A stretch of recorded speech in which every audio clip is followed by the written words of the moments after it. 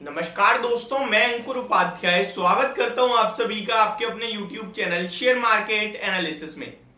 अचानक से काफी बड़ी गिरावट आते हुए दिख रही है। शार्प वन साइडेड फॉल आया है।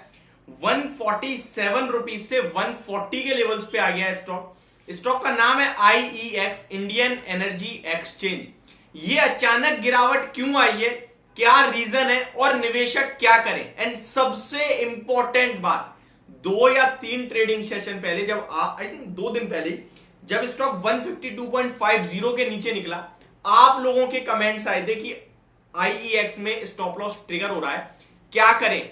149 के समथिंग भाव था जब मैं वीडियो शूट करके डालता हूं। कमेंट्स में एट दैट टाइम रिप्लाई दिया था काट दो पोजीशन।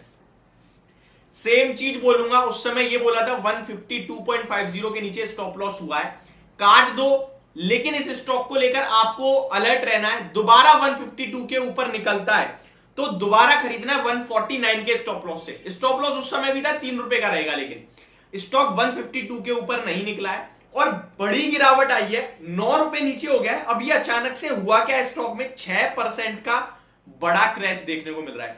इनफैक्ट 6% तो ये 2-3 ट्रेडिंग सेशन में है। अगर आप ओवरऑल देखोगे, एक हफ्ते की बात करूं तो 8% गिर गया है स्टॉक। 160-62 वाला 14% नीचे, अभी लगभग स्टॉक 139.50 पे आ गया है। अब इसमें क्या करें, इस समय बहुत ज्यादा पैनिक है लोगों के मन में IEX को लेकर।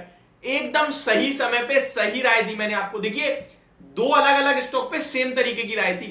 UPL भी हमने आपके साथ शेयर करा था बाय, उसमें स्टॉप लॉस हो रहा था, लेकिन उसमें कहा था लास्ट फ्राइडे के ट्यूसडे तक वेट कीजिए। ट्यूसडे तक वेट किया, प्रॉफिट में आ गया शेयर, आज भी प्रॉफिट में खड़ा है। IEX में स्टॉप लॉस हो रहा था तो क्लियरली बोला काटो पोजीशन, बुक करो प्रॉफिट, काटो पोजीशन, बुक करो प्रॉफिट। दोबारा अगर 152 निकालेगा तो दोबारा खरीदेंगे। सिंपल सा व्यू था, इससे सिंपल कुछ हो नहीं सकता। और आज 152 तो नहीं निकला, लेकिन नीचे चला गया। तो जिसने काटी पैसा बचा लिया। पैसा देखिए, स्टॉप लॉस इसीलिए बहुत जरूरी होता है। ये स्टॉप लॉस का मतलब क्या है, आपका लॉस स्टॉप कर दिया। इससे 2 फायदे हो गए। पहला, आपका लॉस कम रह गया।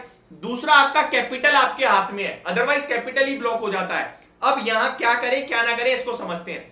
देखिए, कल के सेशन में इस स्टॉक के लिए एक खबर आई थी, कल या परसों आई थी, आई थिंक एग्जैक्टली मुझे याद नहीं आ रहा अभी। पहला, कंपनी की तरफ से इसके अपडेट आए थे जो कि बहुत शानदार थे, लेकिन जेफरीज ने इसको डाउनग्रेड करा था 135 के टारगेट्स के लिए। मैंने आपके साथ क्लियरली बोला था कि यार जेफरीज क्यों डाउनग्रेड कर रहा है, कुछ समझ में नहीं आ रहा है। बट ठीक है, डाउनग्रेड कर रहा है, कोई बात नहीं। या तो ये वनडे वंडर है, अगर एक दिन के लिए गिर रहा है तो भी ठीक है, लेकिन अगर आगे पोजिशनल भी गिरेगा तो भी कोई इशू नहीं है। हमारा तो स्टॉप लॉस काट दिया है। जब 152 के ऊपर दोबारा निकलेगा तो हम दोबारा खरीद लेंगे, और स्टॉप लॉस 3 रुपए का है तो स्टॉप लॉस के साथ ही लेंगे। ये क्लियर कट व्यू था और यही व्यू ठीक पड़ता हुआ दिख रहा है। जिसने स्टॉप लॉस लगाया बचा लिया, अपना 5-7% बेटा है। मोस्ट इंपॉर्टेंट चीज ये कि पैसा नहीं बचाया, वो कैपिटल जो फंस जाता वो आपके पास पड़ा है।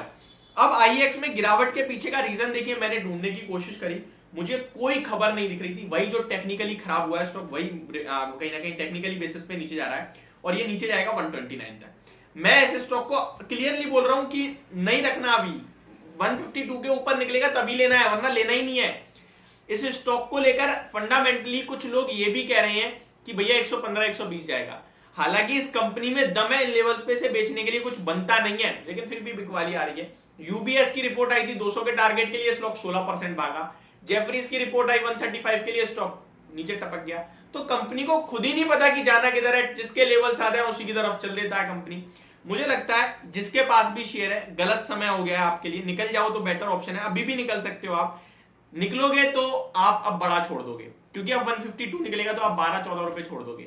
इसीलिए वो लेवल अच्छे थे। 149 पे तो वीडियो भी अपलोड हो गई थी और कमेंट बॉक्स में तो 152.50 पे रिप्लाई दे दिया था काट दो।